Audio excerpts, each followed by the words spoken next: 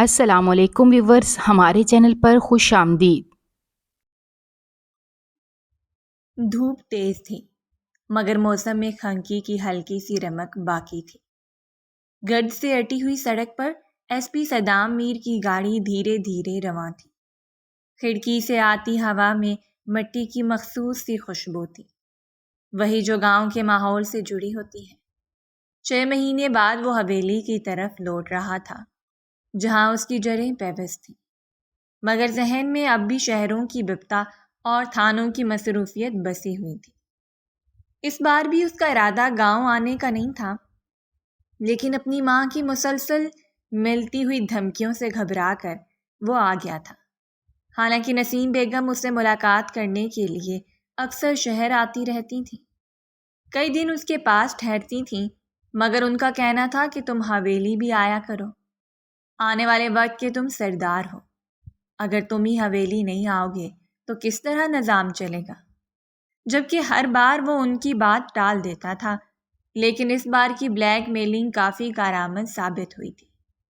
وہ اپنا ہر کام چھوڑ کر اپنی ماں کی خاطر گاؤں آ ہی گیا تھا، اس بات سے بے خبر کہ اس بار وہ خالی ہاتھ نہیں لوٹے گا۔ ابھی گاڑی پکی سڑک پر پہنچی بھی نہیں تھی جب اچانک ایک طرف شور بلند ہوا، لوگوں کی ہجوم بھری آوازیں اور کچھ ہنگامہ سا سنائی دیا۔ اس نے چونک کر رخ موڑا۔ سڑک سے ذرا ہٹ کر ایک پیپل کے درخت کے نیچے کافی بھیڑ لگی ہوئی تھی۔ تجسس نے اسے مجبور کیا تھا۔ گاؤں میں ایسی بھیڑ یعنی کوئی بڑا مسئلہ ہوتا تھا۔ نہ جانے کیوں اس کا دل کافی تیزی سے دھڑکا تھا۔ ایسا کیوں ہوا تھا وہ خود نہیں جانتا تھا۔ وہ فوراً گاڑی کنارے روک کر تیزی سے نیچے اترا۔ جوتے دھول میں گم ہو رہے تھے، لیکن قدموں کی رفتار تیز ہوتی گئی۔ ایسا لگتا تھا جیسے اگر وقت پر نہ پہنچا تو کچھ ہو جائے گا۔ پہنچتے ہی وہ لمحے بھر کے لیے ساکت رہ گیا تھا۔ جو خیال اس بھیڑ کو دیکھ کر اسے آیا تھا، اس کا خیال غلط ثابت نہیں ہوا تھا۔ ایک کم عمر نحیف سی لڑکی پیڑ سے رسیوں میں بندھی ہوئی تھی۔ اس کی آنکھیں نم تھیں، چہرے پر خوف کا سایہ اور کپڑے دھول سے اٹے ہوئے۔ ارد گرد کھڑے مرد عورتیں ہاتھوں میں پتھر لیے جیسے بس لمحے بھر کا انتظار کر رہے ہوں۔ اچانک ایک پتھر فضا چیرتا ہوا اس لڑکی کی طرف بڑھا، مگر کسی کو لگنے سے پہلے صدام میر نے جھپٹ کر درمیان میں خود کو ڈال دیا۔ یہ عمل کافی تیزی سے ہوا تھا۔ اگر بروقت وہ درمیان میں نہ آتا، وہ پتھر یقیناً پیڑ سے بندھی اس لڑکی کے سر پر لگتا۔ پتھر اس کے شانے پر لگا، وہ ذرا بھی نہیں ہلا۔ اس فولادی وجود کو بھلا کہاں وہ معمولی سا پتھر کوئی نقصان پہنچا سکتا تھا؟ وہ تمام لوگوں کی جانب دیکھتے ہوئے سرد لہجے میں دھاڑا، شرم آنی چاہیے آپ سب کو، ایک عورت ذات پر ایسا ظلم کرتے ہیں؟ کتنی بار کہا ہے یہ رسم ہندوؤں کی ہے، ہمارے مذہب میں اس رسم کو حرام قرار دیا گیا ہے۔ یہ کیا تماشا لگا رکھا ہے؟ یہ کون سی جنگل کی رسم ہے جو آج بھی تم دہرا رہے ہو؟ اس کا بس نہیں چل رہا تھا ایک ایک شخص کا چہرہ تھپڑوں سے لال کرتے۔ یہی وجوہات تھیں وہ گاؤں انہی وجہ سے نہیں آتا تھا۔ ہر جگہ دنگل فساد اور یہ رسم عام تھی۔ چھوٹی سی غلطی پر عورت یا مرد دونوں کو ہی پیڑ سے باندھ کر سنسار کر دیا جاتا تھا، یا پھر بیچ بازار میں گولی سے اڑا دیا جاتا تھا۔ یہاں پر کوئی قانون نہیں تھا، سب اپنی اپنی دکان سجائے بیٹھے تھے۔ لوگ سہم گئے، ہاتھ نیچے جھٹکنے لگے۔ سامنے کھڑے شخص نے سب کی جان حلق میں اٹکا دی تھی۔ کسی کے ذہن و گمان میں نہیں تھا کہ وہ اچانک سے آ جائے گا۔ کون نہیں تھا جو اس کے قہر سے واقف نہیں تھا؟ چند لمحے بعد ایک آدمی غصے سے بولا، یہ ناہنجار ہماری عزت کو روند کر گئی ہے۔ صدام صاحب، ایسے بدچلن کو زندہ چھوڑیں گے تو پھر کل ہر لڑکی بھاگ جائے گی اور ہمارے گاؤں کا نام مٹی میں ملتا جائے گا، اس کو سنسار ہی کیا جائے گا، یہ اس قابل نہیں ہے۔ صدام کی آنکھیں انگاروں جیسی ہو گئی۔ خاموش، عزت تمہاری پتھروں سے نہیں بچتی، عقل سے بچتی ہے، اور رسم وہی جو انسان بنا ہے انسان ہی توڑ بھی سکتا ہے۔ میں نے پچھلی بار کہا تھا یہ سنسار اب ہمارے گاؤں میں نہیں ہوگا، لیکن لگتا ہے آپ لوگوں کو میری بات سمجھ نہیں آئی۔ وہی بات، لاتوں کے بھوت باتوں سے نہیں مانتے۔ لوگوں کی نظریں جھک گئیں۔ ایک طرف بیٹھے نظام الدین گاؤں کے مکھیا گرجدار آواز میں بولے، صدام صاحب ہوش میں آئیں، سنسار کی رسم ہم میں سے کوئی ختم نہیں کر سکتا۔ یہ ایک پرانی رسم ہے جو ہمیشہ چلے گی۔ ہمارا دور ہو یا آپ کا دور، اس رسم کو اگر ختم کیا گیا تو ہر لڑکی بے باک ہو جائے گی، جس کی اجازت ہم نہیں دیتے۔ اور رہی اس لڑکی کی بات، یہ لڑکی ہماری بے عزتی کا سبب بنی ہے، ہمارے گاؤں سے بھاگ گئی، اس کو دروازے پر پکڑا گیا۔ یہ ہمیں ذلیل کرے گی تو ہم اسے کیوں معاف کریں؟ ہم نے اسے سنسار کیا ہے، ورنہ ایسی لڑکی کو چیل کموں کے آگے ڈال دینا چاہیے تاکہ اس کی بوٹی بوٹی نوچ کر وہ کھا جائے۔ صدام نے نظام الدین کی بات سنی، پھر خاموشی سے لڑکی کی طرف پلٹا۔ وہ سر جھکائے کھڑی تھی، اس کے ہونٹ کپ کپا رہے تھے مگر بولنے کی ہمت نہ تھی۔ بھلا وہ ان درندوں کے درمیان کیا بولتی جو اسے صفائی کا موقع تک نہیں دے رہے تھے۔ صدام دھیرے سے اس کے قریب جا کر بولا، ڈرو نہیں، میں ہوں، تمہیں کچھ نہیں ہونے دوں گا۔ پھر مڑ کر نظام الدین کی طرف دیکھا۔ وجہ پوچھی، کیوں بھاگی تھی؟ کسی نے سنا اس کا درد، یا بس رسم کے نام پر ظالم بن گیا؟ اس نے کافی گہری بات کی تھی۔ یہ بات وہاں موجود کسی ایک شخص نے بھی نہیں سوچی تھی۔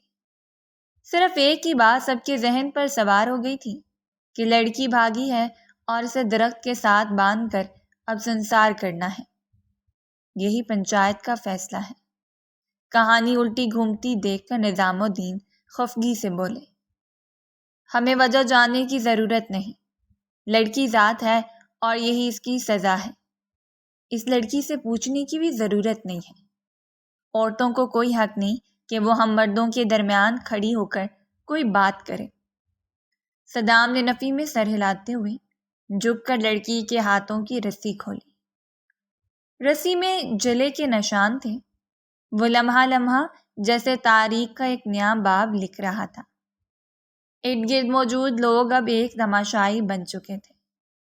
اس کی دھار پر ابھری، آج کے بعد اگر کسی نے ہاتھ میں پتھر اٹھایا تو میں قانون نہیں، ذات کی زبان میں سمجھاؤں گا۔ پیپل کے درخت تلے سایہ گہرا ہو چکا تھا، ہوا کا دباؤ کچھ لمحوں کے لیے جیسے رک گیا ہو۔ صدام میر نے رسیوں میں جکڑے اس لڑکی کے ہاتھ اور پاؤں کھولے ہی تھے کہ ایک گرجدار آواز فضا میں دوبارہ گونجی، صدام میر، آپ ایسا نہیں کر سکتے، یہ غلط ہے، ہم آپ کو اس چیز کی بالکل اجازت نہیں دیں گے۔ اگر آج اس لڑکی کو چھوڑ دیا گیا تو کل گاؤں کی ہر لڑکی بھاگنے کو تیار کھڑی ہوگی، ہمارا نام مٹی میں مل جائے گا، دوسرے گاؤں کے لوگ ہمارے بارے میں عجیب طرح کی باتیں بنائیں گے۔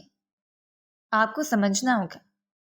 نظام الدین اپنی نشست سے اٹھ کر سامنے آ کھڑے ہوئے تھے، ان کا فیصلہ وہ اپنے قدموں تلے روند رہا تھا۔ یہ بات بھلا وہ کیسے برداشت کر سکتے تھے؟ چہرے پر غصہ، آنکھوں میں سختی اور لہجے میں بے لچک فیصلہ تھا۔ یہ لڑکی گنہگار ہے، اس نے گاؤں کی عزت پامال کی ہے، اس کو سزا ملے گی، مثال بنے گی۔ یہ لڑکی پنچایت نے فیصلہ کیا ہے، یہ صرف ہمارا فیصلہ نہیں ہے۔ صدام میر نے ان کی طرف دیکھتے ہوئے آنکھیں سکیڑی۔ آواز میں ٹھہراؤ تھا مگر تاثر ایسا تھا کہ ارد گرد کے لوگ فوراً چپ ہو گئے۔ جہاں تک مجھے یاد ہے اگلا آنے والا سردار میں ہوں۔ کیا میری بات کی یہاں کوئی اہمیت نہیں رہی نظام الدین صاحب؟ کیا یہاں ہماری اوقات دو کوڑی کی ہے کہ اگر ہم کوئی حکم دے رہے ہیں تو اسے ٹال دیا جائے گا؟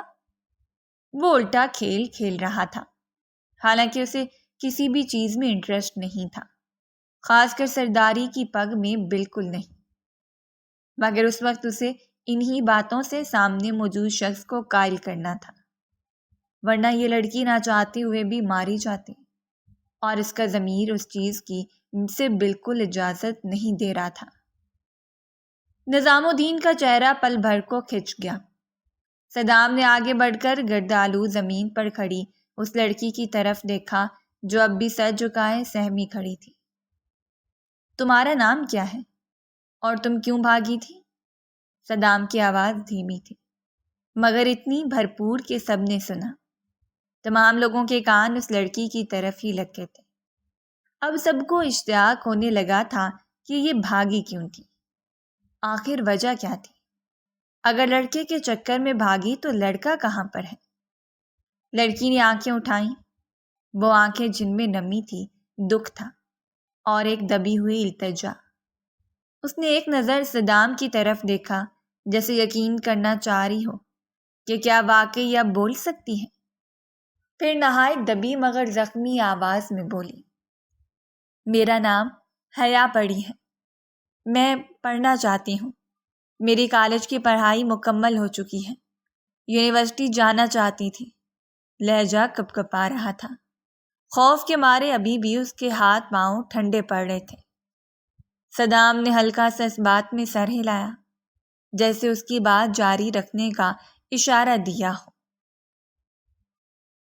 میرے بابا نے مکھیا صاحب سے اجازت مانگی تھی، حالانکہ ان کا کوئی رائٹ نہیں بنتا کہ یہ میرے معاملات میں دخل اندازی کرے، مگر گاؤں کے اصول کے مطابق بابا ان کے پاس گئے تھے، ان کے پاؤں میں جھکے تھے، لیکن انہوں نے کہا عورت ہو کر اتنا نہیں پڑھے گی، باقی عورتوں کا دماغ خراب ہو جائے گا، ہم نہیں چاہتے کہ کوئی عورت اتنا پڑھ لکھ جائے اور ہم مردوں پر حاوی ہو جائے۔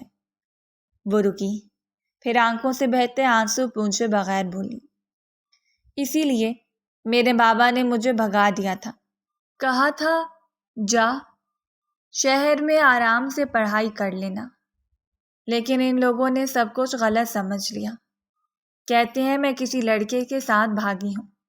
ایسا کچھ نہیں ہے صاحب، میں مجبور تھی، لیکن یہ سب ظالم بن گئے، ایک بے قصور لڑکی کی مجبوری کا فائدہ اٹھایا اور بنا میری بات اور فریاد سنے مجھے اس درخت کے ساتھ باندھ دیا۔ اس کا لہجہ بکھرنے لگا تھا، الفاظ لرزتے ہوئے نکل رہے تھے۔ میرے بابا کو ان لوگوں نے کال کوٹری میں بند کر دیا ہے، انہوں نے کچھ غلط نہیں کیا، ہمیں بچا لیں، میں آپ کے آگے ہاتھ جوڑتی ہوں، یہ سب جانور ہیں، ان میں انسانیت کا الف بھی موجود نہیں ہے۔ بس اتنا کہنے کے بعد وہ زور زور سے رونے لگی۔ اس کی سسکیاں گاؤں کی پرانی مردہ رسموں کے سینے پر پڑنے والی چوٹ جیسی تھیں۔ صدام میر کے چہرے پر خاموشی چھا گئی۔ اس نے آنکھ اٹھا کر نظام الدین کو دیکھا جو اب نظریں چڑھا رہے تھے۔ فضا میں گھٹن سی پھیل گئی تھی، تمام ہجوم اب خاموش تماشائی بن چکا تھا۔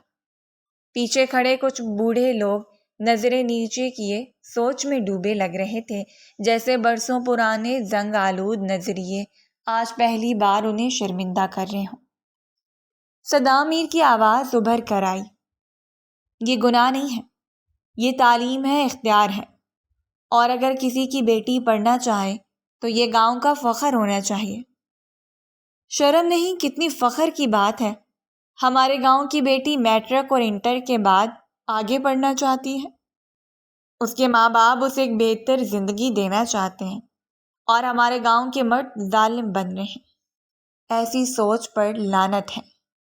حیا کی سسکیاں اب بھی جاری تھیں، لیکن صدام کے الفاظ نے ماحول میں جیسے کوئی نئی ہوا بھر دی تھی، ایک ایسی ہوا جو برسوں کی ساکت رسموں کو جھنجھوڑ رہی تھی۔ پیپل کے درخت کے نیچے رمشا کی سسکیاں ابھی تھمی نہ تھیں کہ صدام میر نے ایک بار پھر نگاہ گھما کر نظام الدین کو دیکھا۔ وہ اپنی جگہ پر کھڑے تھے، لیکن چہرے پر ہچکچاہٹ کا سایہ تھا، جیسے الفاظ حلق میں اٹک گئے ہوں۔ لمحے بھر کے توقف کے بعد وہ جلدی سے بول پڑے، یہ سب جھوٹ بول رہی ہے، اس کے باپ نے کسی لڑکے کے ساتھ مل کر اسے بھگا دیا، سب کہانی ہے، یہ فضول بکواس کرنے کی تمہیں ضرورت نہیں ہے۔ اپنی کشتی ڈوبتی دیکھ وہ ایک بار پھر فرونیت پر اترے تھے۔ حیا نے فوراً آنسو صاف کیے، تھوڑا آگے ہو کر کپکپاتی آواز میں بولی، نہیں صاحب، اگر آپ کو شک ہے تو میرے بیگ میں دیکھ لیں، میرے سارے تعلیمی کاغذات اسی میں ہیں، داخلے کے لیے فارم، شناختی کارڈ کی کاپی، سارے ثبوت موجود ہیں۔ میرے بابا نے بہت محنت سے پیسے جوڑے تھے، میں خالہ کے گھر رہوں گی، اکیلی نہیں، میں کسی ہاسٹل میں بھی رہنے والی نہیں تھی، اسی وجہ سے کہ ہمارا گاؤں ان تمام چیزوں پر پابندی لگاتا ہے۔ مگر ان لوگوں نے میری ایک بات نہیں سنی، کسی نے میرا ساتھ نہیں دیا، بلکہ الٹا مجھے الزام دے کر یہ لوگ سنسار کر رہے تھے۔ ان لوگوں کو ڈر نہیں لگتا کہ مر کر اب کو منہ بھی دکھانا ہے؟ کس منہ سے جائیں گے اتنے قتل کرنے کے بعد؟ وہاں موجود عورتیں اور مرد سب ایک ساتھ لرز اٹھے تھے۔ کہنے کو یہ بات بہت معمولی تھی، مگر جس جس کے دل میں اتری تھی ان تمام کے ہاتھوں سے پتھر نیچے گرتے چلے گئے تھے۔ اس نے گہری سانس لی، سر اٹھا کر نظام الدین کی آنکھوں میں آنکھیں ڈال کر بولی، اب آپ کا کیا جواب ہے؟ نظام الدین کے چہرے پر پل بھر کو جھنجھلاہٹ اور بے بسی ایک ساتھ ابھری، مگر پھر وہ نظریں چرا کر بلند آواز میں بولے، یہ لڑکی کسی بھی نیت سے بھاگی ہو، گناہ تو کیا ہے، اور جو پنچایت کے فیصلے کے خلاف جائے وہ باغی ہوتا ہے، اور بغاوت کی سزا سنساری ہے، اور میں اسے کسی قیمت پر معاف نہیں کروں گا۔ ہر حال میں اس لڑکی کو سنسار کیا جائے گا، یا پھر اسے گولی ماری جائے گی۔ اگر آج میں نے ایکشن نہیں لیا تو کل گاؤں کی اور لڑکیاں بھی کھڑی ہو جائیں گی، جو میں نہیں چاہتا۔ میں اپنے گاؤں میں ہر حال میں امن چاہتا ہوں۔ بھیڑ میں ایک سرگوشی سی گونجی، کچھ چہرے پریشان ہوئے، کچھ ابھی بھی خاموش تماشائی بنے کھڑے تھے۔ نظام الدین صدام کی طرف انگلی اٹھا کر بولے، تم گاؤں میں نہیں رہتے، تمہیں یہاں کے اصول نہیں معلوم۔ اگر پنچایت نے ایک بار سنسار کا فیصلہ دے دیا ہے تو اس لڑکی کو ختم ہونا ہی ہے، اور دوسری طرف اگر اس کی منگنی ہوتی تو ہم اس کا نکاح کرا دیتے تاکہ پڑھائی کا یہ جھنجٹ ہی ختم ہوتا، لیکن نہ کوئی رشتہ، نہ گھر، نہ عزت، تو پھر یہ سنسار ہی ہوگی، چاہے کچھ بھی ہو جائے۔ اگر اسے ہم نے زندہ چھوڑ دیا تو یہ دوبارہ پڑھائی کے لیے بھاگنے کی کوشش کرے گی، اور ہم ہر بار معاف نہیں کر سکتے۔ صدام نے ماتھے پر تیوری چڑھائی اور دھیرے سے قدم بڑھاتے ہوئے بولے، یعنی تمہارے پاس اس بچی کو مارنے کے سوا کوئی راستہ نہیں بچا؟ نظام الدین نے سر نفی میں ہلایا، پنچایت نے فیصلہ دیا ہے، اور تم بھی جانتے ہو صدام، یہاں پنچایت کا فیصلہ آخری ہوتا ہے۔ تمہارے والد بھی سردار تھے، انہوں نے بھی کبھی پنچایت کے خلاف بات نہیں کی۔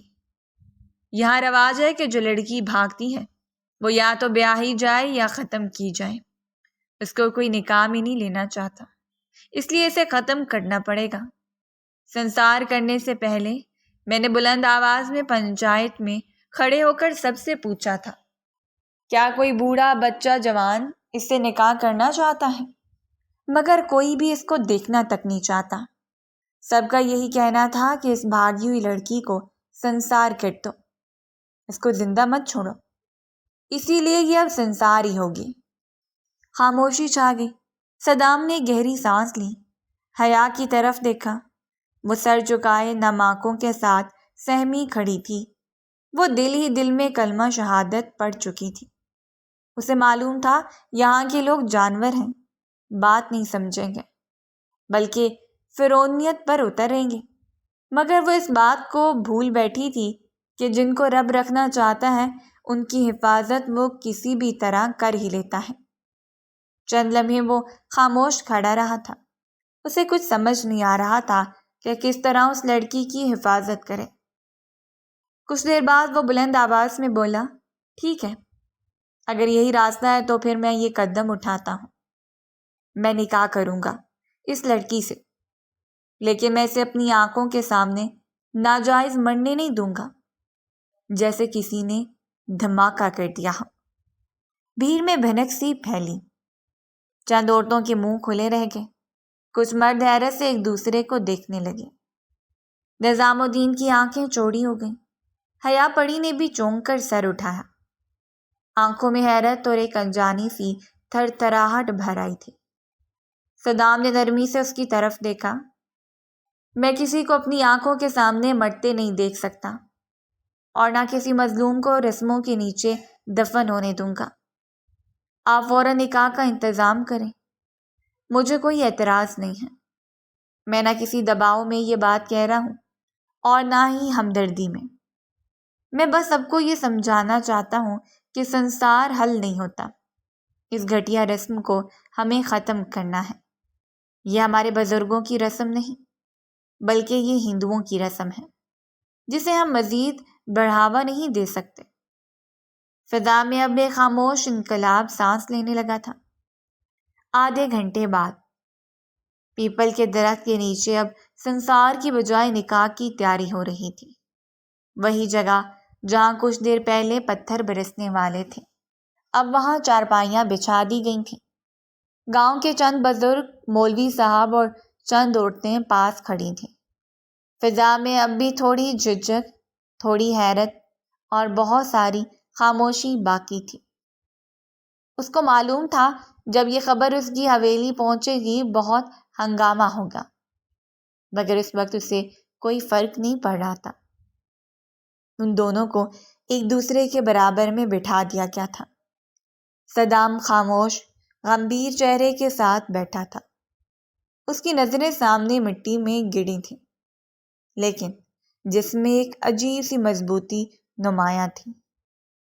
حیا کا چہرہ آنسوؤں سے تر تھا، پلکیں جھکی ہوئی تھیں اور کپڑے مٹی اور خوف کے نشانات سے بھرے ہوئے تھے، مگر اس لمحے اسے یوں لگا جیسے وہ مٹی اب اس کے لیے عزت کا زیور بن گئی ہو۔ اسے خوف بھی محسوس ہو رہا تھا کہیں اس کا یہ فیصلہ اس کے لیے عذاب نہ بن جائے، لیکن دل میں ایک امید تھی، جب یہ شخص اس کی جان بچانے کے لیے ایک فرشتہ بن کر آ سکتا ہے تو اس کی زندگی بھی خوشیوں سے بھر سکتا ہے۔ اور اسی ایک امید کے سہارے وہ اپنی پوری زندگی ایک اجنبی کے نام کر رہے تھے، جسے اس نے صرف نام سے جانا تھا۔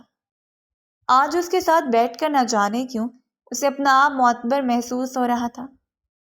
اس کے باپ ذوالفقار احمد اب کال کوٹری سے نکال کر اس کے پیچھے کھڑے تھے، کمزور مگر پرعزم۔ اپنی بیٹی کے کندھے پر ہاتھ رکھے وہ خاموشی سے کھڑے تھے۔ آنکھوں میں تھکن بھی تھی اور شکر بھی۔ وہ جانتے تھے آج ان کی بیٹی مرنے کی بجائے جینے جا رہی ہے۔ مولوی صاحب نے نکاح نامہ کھولا، گلا صاف کیا اور فضا میں ایک گونجدار آواز میں بولے، حیا پری بنت ذوالفقار احمد، کیا آپ کو صدام میر بلکامران میر کے ساتھ نکاح منظور ہے؟ لہجہ سنجیدگی سے لبریز تھا۔ سب کی نظریں ایک لمحے کو حیا پر ٹھہر گئیں۔ سب حیران تھے۔ کئی لوگ اسے معجزہ کہہ رہے تھے۔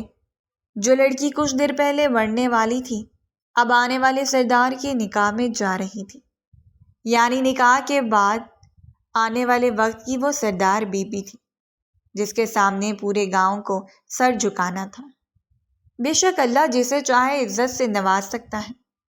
اس نے دھیرے سے صدام کی طرف دیکھا جو اپنی جگہ خاموش بیٹھا تھا۔ نہ آنکھوں میں جذبات کی شدت تھی، نہ نرمی، صرف ایک مضبوط فیصلہ موجود تھا۔ حیا نے نم آنکھوں سے سر ہلایا، آنسو رخساروں سے بہنے لگے اور لرزتی آواز میں بولی، قبول ہے۔ اسے اپنی ماں کی شدت سے یاد آئی تھی جو اس کے اتنے خوبصورت لمحے میں اس کے پاس موجود نہیں تھی، لیکن اس نے دل ہی دل میں شکر خدا کیا تھا کہ اس کے بابا اس کے ساتھ تھے۔ اگر وہ بھی نہ ہوتے تو نہ جانے وہ اکیلی کیا کرتی۔ مولوی صاحب نے دوبارہ سوال دہرایا، کیا آپ کو صدام میر کے ساتھ نکاح منظور ہے؟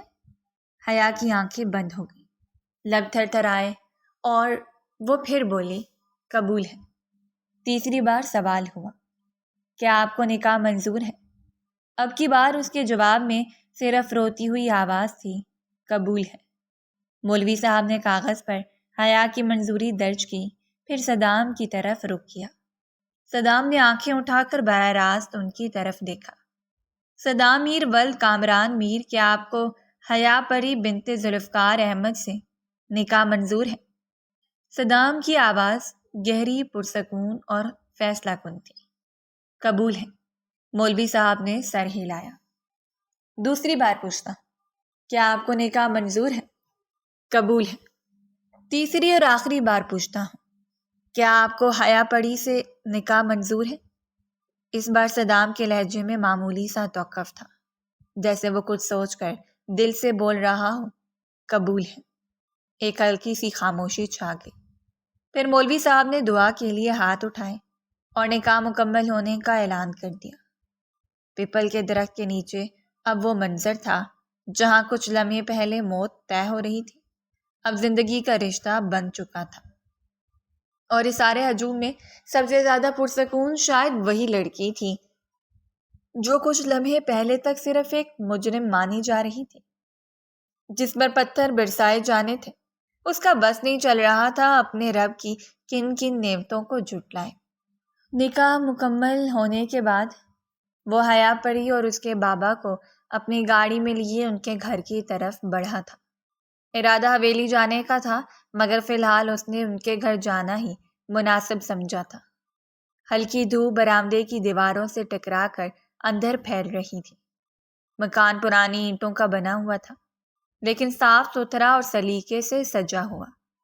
چھوٹے سے برآمدے میں ایک طرف پرانا پنکھا ہلکی آواز کے ساتھ گھوم رہا تھا، اور سامنے لکڑی کی 2 کرسیوں پر صدام اور حیا خاموشی سے بیٹھے تھے۔ دونوں کے درمیان میز پر چائے کا خالی کپ اور پانی کا گلاس پڑا تھا۔ اندر کچن سے ہلکی آوازیں آ رہی تھیں، جہاں ذوالفقار صاحب اور ان کی بیوی صدام کے ناشتے کی تیاری میں مصروف تھے۔ ان کے گھر خوشیاں ہی خوشیاں آ گئی تھیں۔ انہوں نے کب سوچا تھا کہ ان کی بیٹی کی شادی بڑی حویلی والوں سے ہو جائے گی، اور وہ بھی صدام میر سے، جس کو پانے کی ہر لڑکی حسرت کرتی ہے۔ صدام نے ایک نظر برابر بیٹھی حیا پر ڈالی، جو سر جھکائے اپنے دوپٹے کے پلو کو انگلیوں سے لپیٹتی جا رہی تھی۔ اس کے چہرے پر نکاح کے بعد کی تھکن بھی تھی اور ایک انجانی شرمندگی بھی۔ صدام نے پرسکون لہجے میں سوال کیا، کیا پڑھ رہی ہو تم؟ انداز معمولی تھا۔ اس نے ایک لمحے کے لیے بھی اس لڑکی کے چہرے سے نظر نہیں ہٹائی تھی۔ نہ جانے کیوں پہلی بار کوئی اس کو اپنے دل کے قریب محسوس ہو رہا تھا۔ حیا نے چونک کر سر اٹھایا، ہلکی سی جھجک کے ساتھ بولی، میں نے انٹرمیڈیٹ آرٹس میں کیا ہے، میٹرک میں ضلع میں ٹاپ کیا تھا۔ اردو، مطالعہ پاکستان اور نفسیات میرے پسندیدہ مضامین تھے۔ صدام نے سر ہلایا۔ اچھا لگا سن کر۔ آگے کیا کرنا چاہتی ہو؟ یونیورسٹی میں ایڈمیشن لینا چاہتی ہوں، BS آنر سائیکالوجی میں۔ پھر ہچکچاتی ہوئے بولی، میری عمر 19 سال ہے۔ صدام نے اسے چند لمحے بغور دیکھا۔ اس کی آنکھوں میں خاموشی تھی، لیکن دل میں بہت کچھ تھا جو چھپا ہوا تھا۔ کچھ توقف کے بعد وہ سیدھا ہو کر بیٹھا اور سنجیدہ انداز میں بولا، یہ سب تو بہت اچھی بات ہے، لیکن ایک بات سمجھ نہیں آئی۔ جب تمہیں سنسار کیا جا رہا تھا اور تم ایک پڑھی لکھی لڑکی ہو، تو تم خاموش کیوں کھڑی تھی، سر جھکائے جیسے قصوروار ہو؟ اس کا لہجہ حیرت زدہ تھا۔ حیا نے نظریں چرا لیں۔ اس کی انگلیوں کی گرفت دوپٹے پر مزید سخت ہو گئی۔ یہاں پر حقوق کی بات کرنا گالی سمجھا جاتا ہے۔ مجھے بہت ڈر لگ رہا تھا۔ وہ لوگ بہت زیادہ تھے، چیخ رہے تھے، گالیاں دے رہے تھے۔ میں آپ کی طرح بہادر نہیں ہوں کہ سب کے سامنے کھڑے ہو کر اپنے حق کے لیے لڑ سکوں۔ میں ایک لفظ بھی کہتی وہ لوگ مجھے گولیوں سے بھون دیتے۔ صدام نے ہلکا سا طنزیہ سا مسکرایا۔ بہادر نہیں ہو، لیکن بھاگنے کی جرت کر لی۔ اگر مسئلہ اتنا بڑا تھا تو کوئی قانونی راستہ اپناتی، میرے والد کے پاس آتی، درخواست دیتی، کسی ادارے سے رجوع کرتی۔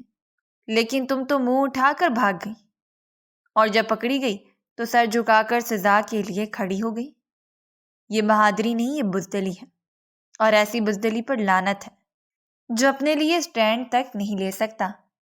تمہاری پڑھائی تمہارے لیے کوئی فائدہ پیدا نہیں کرے۔ صرف اور صرف تمہیں رسوا کر رہی ہے۔ اگر تم اس پڑھائی کا فائدہ اٹھا کر کوئی بہترین قدم اٹھاتی تو آج یہ سنسار کی رسم شاید تمہارے ہاتھوں ہی ختم ہو جاتی، لیکن تم جیسی لڑکیاں کچھ نہیں کرتی، بس سر جھکائے سزا ہوگی لیتی ہیں اور آنے والی لڑکیوں کی زندگی کو مزید تنگ کر دیتی ہیں۔ وہ بہت ہی میٹھے انداز میں اس کی انسلٹ کر رہا تھا۔ یہ بات اسے بہت اچھے سے محسوس ہو چکی تھی۔ جواب اس کے منہ پہ خوب آ رہے تھے، لیکن فی الحال وہ اس شخص سے کچھ نہیں کہنا چاہتی تھی جو اس وقت اس کا مسیحا بنا بیٹھا تھا۔ حیا نے شرمندگی سے نظریں نیچی کر لی، اس کی پلکیں لرزی اور لب ہلکے سے بھیج گئے۔ صدام کی آواز میں سختی باقی تھی۔ جو لڑکیاں اپنے فیصلے خود لیتی ہیں انہیں ان کا نتیجہ بھی بہادری سے قبول کرنا چاہیے۔ اگر تم پڑھ لکھ کر بھی اپنی بات نہیں کہہ سکتی تو پھر وہ پڑھائی محض کاغذوں کی حد تک ہے۔ زندگی میں آگے بڑھنے کے لیے حوصلہ چاہیے۔ بزدل لڑکیاں کبھی کامیاب نہیں ہوتی، بزدل لڑکیاں صرف چولہا ہانڈی کرتی ہیں۔ سمجھ آئی تمہیں؟ وہ جان بوجھ کر ایسی باتیں کر رہا تھا تاکہ کم سے کم اس میں حوصلہ پیدا ہو جائے۔ اسے بے حد افسوس ہوا تھا، اتنی پڑھی لکھی ہونے کے باوجود وہ پیڑ کے ساتھ بندھی اتنی بے بس لگ رہی تھی جس کی کوئی حد نہیں تھی۔ حیا کی آنکھیں نم ہونے لگیں۔ اس نے سر جھکا لیا جیسے الفاظ سننا اس کے لیے آسان نہ ہو رہے ہوں۔ اندر سے برتنوں کی آواز آئی، لیکن برآمدے میں خاموشی تھی۔ بس پنکھے کی ہلکی گھومتی آواز باقی تھی اور اس خاموشی میں صدام کے الفاظ گونج رہے تھے۔ بات چیت ابھی جاری تھی کہ برآمدے میں ذوالفقار صاحب اور ان کی بیوی ساجدہ بیگم داخل ہوئے۔ دونوں کے ہاتھوں میں ناشتے کی ٹرے تھی، گرما گرم چائے، پراٹھے، انڈے اور تھوڑی سی مٹھائی۔ دونوں کے چہرے پر ممنونیت کا عکس نمایاں تھا، جیسے کچھ کہنے سے پہلے ہی آنکھیں شکریہ ادا کر رہی ہوں۔ صدام نے انہیں آتا دیکھا تو گفتگو روک دی۔ وہ اس کے ماں باپ کے سامنے کوئی بھی ایسی بات کر کے ان کی دل آزاری نہیں کرنا چاہتا تھا۔ یہاں بیٹھ کر وہ اتنا اندازہ بخوبی لگا چکا تھا کہ یہ گھر کافی مفلسی کا وقت گزار چکا ہے۔ ذوالفقار صاحب سامان میز پر رکھتے ہوئے عاجزی سے بولے، آپ کا بہت بہت شکریہ صاحب، آج آپ نے مجھ پر ایک ایسا احسان کیا ہے جو شاید میں ساری زندگی نہ اتار سکوں۔ میری بیٹی۔ صدام نے نرمی سے ہاتھ اٹھایا اور بات کاٹتے ہوئے بولا، ان سب چیزوں کی ضرورت نہیں اور نہ ہی کوئی شکر گزاری درکار ہے۔ یہ سب میرے لیے فرض تھا اور آپ لوگ فارمل نہ ہو، بیٹھ جائیں، مجھے آپ دونوں سے ایک اہم بات کرنی ہے۔ وہ اب سنجیدگی سے بولا تھا۔ حیا کا دل چاہ رہا تھا کہ وہ یہاں سے بھاگ جائے، نہ جانے کیوں اسے اب گھبراہٹ ہونے لگی تھی، مگر اسے مجبوری میں وہیں بیٹھنا پڑ رہا تھا۔ ذوالفقار صاحب اور ان کی بیوی کچھ پریشان سے ہو کر کرسیوں پر بیٹھ گئے۔ ساجدہ بیگم نے گھبرا کر حیا کی طرف دیکھا جو اب بھی نظریں جھکائے بیٹھی تھی۔ اس کی باتوں نے اسے بری طرح جھنجھوڑ دیا تھا۔ صدام نے سنجیدہ لہجے میں ان دونوں کی طرف دیکھا اور دھیمے مگر واضح انداز میں بولا، میں کوئی بہت بڑا آدمی نہیں ہوں، نہ کوئی مصلح یا فلاسفر، بس ایک عام سا شہری ہوں جو ظلم اور ناانصافی کو چپ چاپ برداشت نہیں کر سکتا۔ ظلم کے خلاف آواز اٹھانا میرا پسندیدہ مشغلہ ہے، اسی لیے میں پولیس فورس میں بھرتی ہوا تھا کہ کہیں بھی اگر ظلم ہوتا دیکھوں گا تو روک لوں گا، اپنی جان پر کھیل جاؤں گا۔ اسی لیے آج بھی میں ڈٹ کر کھڑا ہو گیا تھا۔ کمرے میں خاموشی چھا گئی تھی، بس برتنوں کی ہلکی کھنک اور پنکھے کی آواز سنائی دے رہی تھی۔ آج جو کچھ ہوا اس میں میرا کوئی ذاتی فائدہ نہیں تھا، لیکن اب چونکہ نکاح ہو چکا ہے تو میں اپنی ذمہ داری سے منہ نہیں موڑ سکتا۔ حیا نے بے اختیار اس کی جانب دیکھا تھا۔ اسے بالکل امید نہیں تھی کہ وہ اس طرح اس کے بارے میں بول سکتا ہے۔ وہ لمحے بھر رک کر ان کی آنکھوں میں آنکھیں ڈال کر بولا، لیکن حقیقت یہ ہے کہ میں حویلی والا ہوں اور ہماری روایتوں میں خاندان سے باہر شادی کو قبول نہیں کیا جاتا۔ اس لیے میں ایک بات صاف کہنا چاہتا ہوں کہ میں مستقبل میں دوسری شادی ضرور کروں گا، اور جب آپ کی بیٹی اپنی پڑھائی مکمل کر لے گی، اپنے قدموں پر کھڑی ہو جائے گی، میں اسے طلاق دے دوں گا۔ میں بہت معذرت کے ساتھ یہ الفاظ ادا کر رہا ہوں۔ یقیناً آپ دونوں کو یہ الفاظ بہت برے لگیں گے، لیکن یہی حقیقت ہے۔ میں اپنی ماں سے بہت محبت کرتا ہوں اور انہیں کسی بھی قیمت پر مایوس نہیں کر سکتا۔ آج جو کچھ ہوا یہ بہت ایکسیڈنٹلی تھا، اسی لیے میں کچھ نہیں کر پایا تھا۔ ساجدہ بیگم نے ایک جھٹکا سا لیا، لیکن کچھ بول نہ سکی۔ ذوالفقار صاحب نے گردن تھوڑی سی جھکائی اور دھیرے سے بولے، صاحب ہمیں کوئی اعتراض نہیں، آپ نے جو کیا وہ شاید کوئی اور کرتا تو ہماری بیٹی آج۔ آواز رند گئی۔ صدام نے ہلکا سا ہاتھ بڑھا کر تسلی دی، نہیں چچا جی، میں صرف ایک سیڑھی بنوں گا اس کے سفر میں۔ آج اسے شہر لے جاؤں گا، داخلہ دلاؤں گا، یہ میرے ساتھ میرے گھر رہے گی جب تک میرے نکاح میں ہے۔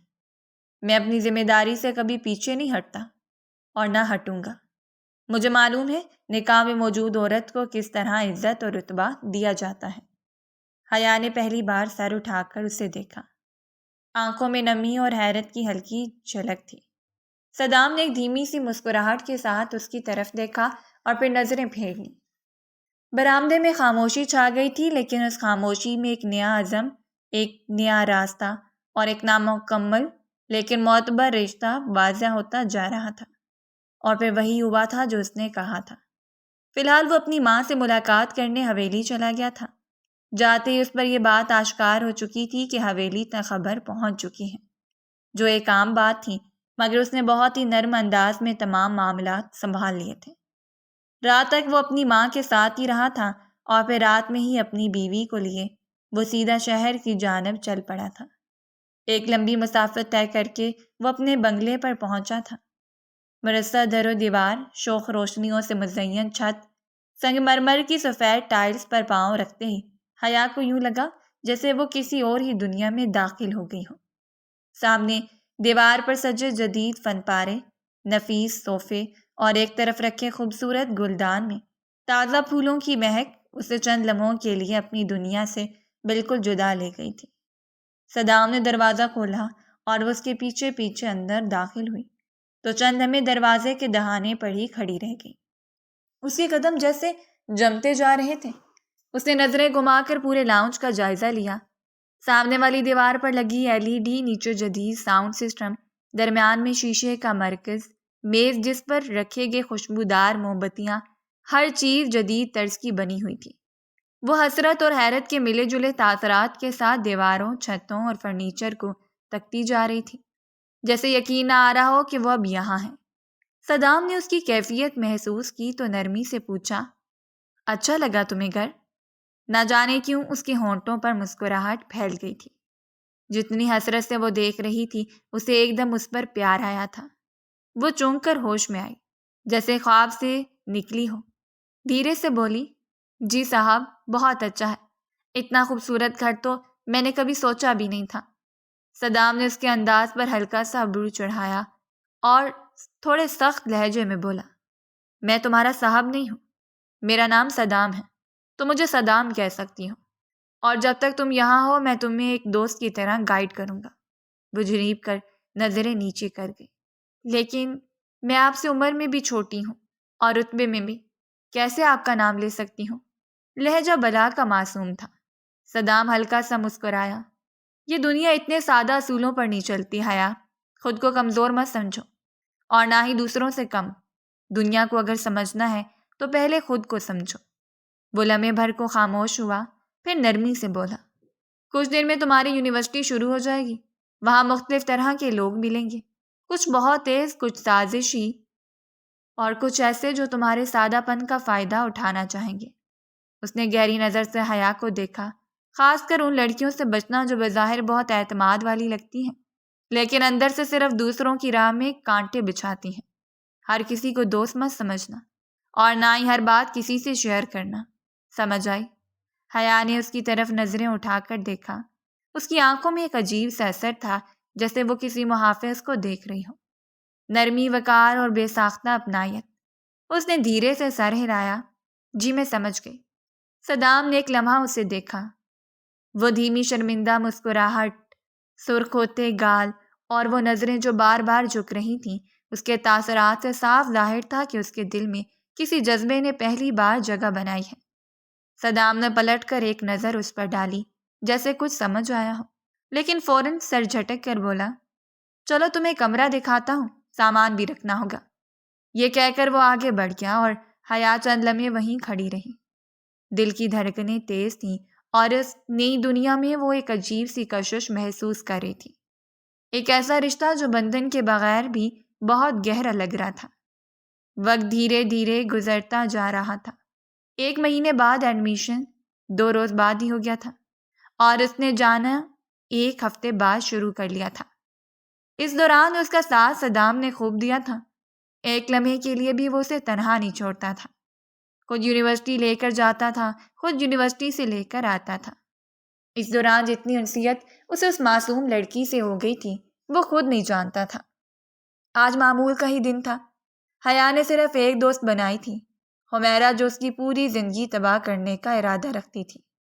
چمکتی دھوپ میں گاڑی کی چھت پر سورج کی کرنیں یوں پڑ رہی تھیں جیسے چمکدار دھات پر کسی نے عکس پھینک دیا ہو۔ ایئر کنڈیشن کار کی کھڑکی سے باہر جھانکتی حیا کے چہرے پر ہلکی پریشانی کی لکیر واضح تھی۔ وہ سیٹ بیلٹ کے کنارے کو انگلیوں سے سہراتی بار بار حمیرہ کی طرف دیکھتی، جو ڈرائیونگ کے دوران خوشی خوشی خالہ کے قصے سنا رہی تھی۔ یار بس ایک بار ملو، تمہیں بہت پسند آئیں گی، تمہیں دیکھ کر تو فوراً بیٹی بنا لیں گی، حمیرہ نے مصنوعی اپنائیت سے کہا تو حیا نے ایک بار پھر آہستگی سے جواب دیا، میں پہلے ہی بتا چکی ہوں، مجھے اچھا نہیں لگتا ملنا، معذرت کے ساتھ، گھبراہٹ ہوتی ہے، وہ بے چینی سے بولی تھی۔ نہ جانے کیوں اسے بھی ڈر محسوس ہو رہا تھا، جیسے کچھ غلط ہونے والا ہے۔ حمیرہ ہنسی، ارے ایسی بھی کیا بات ہے، تھوڑا اوپن مائنڈڈ ہونا سیکھو۔ ابھی وہ بات مکمل بھی نہ کر پائی تھی کہ سامنے سے ایک سیاہ رنگ کی لینڈ کروزر زوردار بریک کے ساتھ ان کی گاڑی کے اینڈ سامنے آ کر رکی۔ حمیرہ کے پاؤں سے بریک دب گیا، اس کے ہاتھ کپ کپانے لگے۔ یہ صدام ہے، وہ ہکلا کر بولی۔ گاڑی کا دروازہ زور سے کھلا اور صدام، جو عام دنوں میں مکمل سکون سے بات کرتا تھا، اس وقت غصے سے بھرے چہرے کے ساتھ باہر نکلا۔ اس کے قدموں میں ایک وقار تھا، لیکن آج کے قدم غصے سے لرزتے معلوم ہو رہے تھے۔ وہ تیزی سے پیچھے آیا اور حیا کی طرف کا دروازہ کھول کر اسے نرمی مگر مضبوطی سے باہر نکالا۔ تمہیں کیا لگا تھا میں تمہیں ایسے ہی جانے دوں گا؟ صدام کی آواز میں غصہ اور چوٹ دونوں کا امتزاج تھا۔ حیا مکمل گھبرا گئی۔ میں نے منع کیا تھا اس سے، مگر یہ… صدام نے اس کی بات بیچ میں ہاتھ اٹھایا جیسے وہ جانتا ہو، مجھے سب معلوم ہے، تمہاری کوئی غلطی نہیں۔ پھر وہ سیدھا حمیرہ کی طرف مڑا، جو سیٹ سے ہلنے کی ہمت بھی نہ کر پا رہی تھی۔ تمہیں کیا لگا کہ میں اپنی بیوی سے غافل ہوں؟ 1 مہینے سے تمہارے پیچھے ہوں، ہر دن ہر لمحہ تمہارا کھیل آج ختم ہو گیا۔ جتنی لڑکیوں کو برباد کرنا تھا کر چکی ہوں، اب سیدھی جیل جاؤ گی۔ حمیرہ کے چہرے کا رنگ یکدم زرد ہو گیا۔ تم کچھ نہیں کر سکتے، میرے تعلقات بہت اوپر تک ہیں، وہ چیخی۔ صدام نے فون نکالا اور ایک کال کی۔ آ جاؤ، صرف ایک لفظ کہا۔ چند لمحوں میں سادہ لباس میں ایک لیڈی کانسٹیبل آ گئی اور بغیر وقت ضائع کیے حمیرہ کو ہتھکڑی لگائی۔ وہ تڑپی چلائی، یہ غلط ہے، میں وکیل بلاؤں گی، مجھے چھوڑو۔ مگر صدام خاموش رہا، اس کی آنکھوں میں اب کوئی نرمی نہیں تھی۔ تم جیسی لڑکیاں ہی دوسروں کی زندگیاں تباہ کرتی ہیں، کسی کی معصومیت کو بیچ دینا بہت بڑا جرم ہے۔ حیا خاموشی سے یہ سب دیکھ رہی تھی، اس کے اندر کا خوف اور اعتماد ایک ساتھ لرز رہے تھے۔ وہ صدام کو دیکھ رہی تھی، وہ انسان جو اس پر کبھی شوہر ہونے کا دعویٰ نہیں کرتا، لیکن اس کی حفاظت ایسے کر رہا تھا جیسے دنیا کی سب سے قیمتی چیز کی کرنی چاہیے۔ صدام نے آہستگی سے اس کی طرف دیکھا۔ چلو یہاں سے نکلتے ہیں۔ وہ بغیر کچھ کہے اس کے ساتھ گاڑی کی طرف بڑھی اور پہلی بار اس کا دل انجانے احساس سے دھڑکا تھا۔ لاؤنج میں سیاہ اور سرمئی رنگ کی سنگل صوفے ترتیب سے رکھے گئے تھے۔ کونے میں رکھا خوشبودار موم بتیوں والا اسٹینڈ نیم تاریکی میں چمک رہا تھا۔ دیوار پر لگا بڑا وال کلاک ایک ایک سیکنڈ جیسے بھاری پن سے گزر رہا تھا۔ فضا میں خاموشی کا راج تھا، صرف صدام کے قدموں کی چاپ گونج رہی تھی۔ وہ تیز قدموں سے لاؤنج میں داخل ہوا۔ حیا خاموشی سے سر جھکائے کھڑی تھی، جیسے اپنی غلطی کو تسلیم کر چکی ہو۔ اچانک صدام کی آواز گونجی، میں نے کہا تھا نا کسی سے دوستی کی ضرورت نہیں ہے، لڑکوں سے لڑکیوں سے سب سے دور رہو۔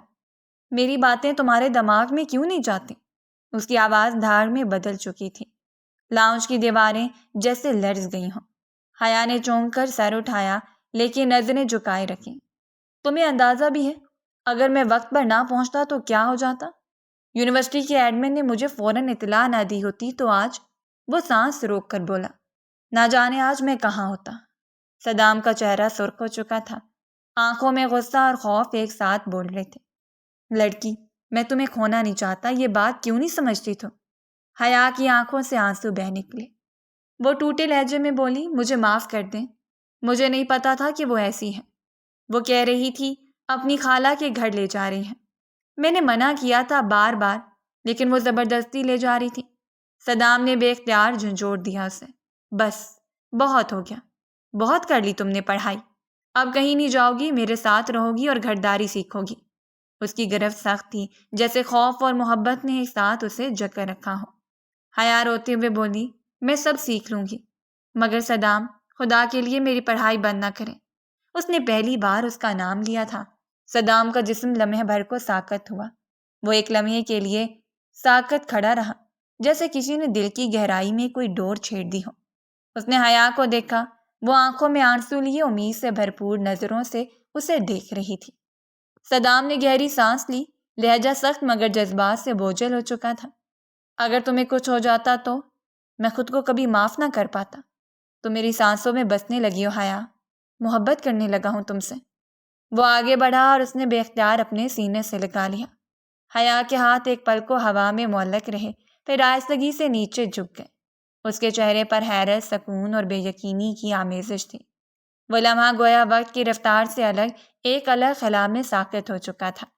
صدام کی سختی اب نرمی میں بدل چکی تھی اور حیا صرف ساکت تھی، مکمل خاموش، جیسے لفظ ختم ہو چکے ہوں۔ 4 سال بعد اسٹیج کی روشنیوں کے نیچے وہ کالا گاؤن پہنے، چمکتی آنکھوں اور تھرتھراتے لبوں کے ساتھ کھڑی تھی۔ ہاتھ میں ڈگری تھی اور دل میں طوفان۔ ہال میں بیٹھے سینکڑوں لوگوں کی نظریں اس پر تھیں، لیکن اس کی نظریں سامنے والی قطار میں بیٹھے ایک شخص پر ٹکی ہوئی تھیں، صدام۔ اس کی آنکھوں میں چمک تھی، چہرے پر فخر کی مسکراہٹ اور دل میں بے پناہ محبت۔ السلام علیکم۔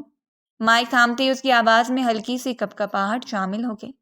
لمحے بھر کو آنکھیں بند کیں، سانس گہرا لیا، پھر لبوں پر ہلکی سی مسکراہٹ ابھری۔ سب سے پہلے میں اپنے رب اللہ تعالیٰ کا شکر ادا کرنا چاہتی ہوں، جس نے مجھے آج یہ دن دکھایا، جس نے مجھے اندھیروں سے نکال کر روشنی کی طرف لایا۔ جب سب دروازے بند ہو گئے تھے، تب اللہ تعالیٰ نے میرے لیے ایک ایسا دروازہ کھولا جس کا میں نے کبھی تصور بھی نہ کیا تھا۔ سامنے بیٹھے صدام کی آنکھیں بھیگنے لگیں۔ اور اب میں اس شخص کا شکریہ ادا کرنا چاہتی ہوں جس نے میرے لیے اپنی جان خطرے میں ڈالی، جس نے مجھے بچایا، سنبھالا اور نکاح کی صورت مجھے تحفظ دیا۔ صدام میر، میرے شوہر۔ اس نے نظریں اس کی طرف اٹھائیں۔ آپ صرف میرے شوہر نہیں ہو، آپ میری زندگی کی وہ پناہ ہو جہاں میں ہر طوفان کے بعد آ کر رکتی ہوں۔ آپ میرے سہارے ہو، میری عزت ہو، میرا فخر ہو۔ تماشائیوں میں خاموشی چھا گئی تھی، جیسے وقت رک گیا ہو۔ صدام کی پلکیں نم تھی، لیکن چہرہ پوری دنیا کے سامنے فخر سے جگمگا رہا تھا۔ صدام نے کبھی میرا ماضی نہیں پرکھا، کبھی میری خاموشیوں کو تانا نہیں بنایا، بلکہ ہمیشہ میری حفاظت کی، میرا ساتھ دیا۔ کاش ہر لڑکی کو ایسا شوہر ملے جو اسے صرف جسم نہیں، روح سمیت قبول کرے۔ اس نے مائک مضبوطی سے تھاما، لہجہ پر اعتماد ہو گیا تھا۔ میں آج یہاں کھڑے ہو کر صرف اپنی کامیابی کا نہیں بلکہ اپنی بقا کا اعلان کر رہی ہوں۔ ہم عورتیں صرف تبھی کمزور ہوتی ہیں جب ہم خود اپنے حق کے لیے آواز نہیں اٹھاتی۔ معاشرے نے مجھے گنہگار سمجھ کر چھوڑ دیا تھا، لیکن میں نے ہار نہیں مانی، اور صدام جیسے مرد نے میرے لیے وہ راستہ چنا جو عزت اور وقار کا تھا۔ چند آنکھیں نم ہوئیں، چند دلوں میں کچھ ٹوٹا اور بہت سو کو کچھ سیکھنے کو ملا۔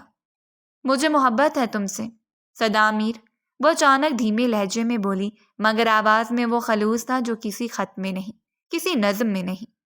تم نے مجھے صرف اپنا نام نہیں دیا، مجھے خود پر یقین بھی دیا۔ حال تالیوں سے گونج اٹھا۔ صدام نے سر جھکا کر دونوں ہاتھوں سے تالیاں بجائیں، جیسے وہ صرف ایک سامع نہیں، اس کا سب سے بڑا فین ہو۔ آنکھوں کے گوشے بھیگ چکے تھے، مگر لب مسکرا رہے تھے۔ وہ اسٹیج سے اتری تو وہ اس کی طرف بڑھا، دونوں کی نظریں ملی اور ان نگاہوں میں ایک ہی بات لکھی تھی، ہم جیت گئے، اور وہ واقعی جیت گئی تھی۔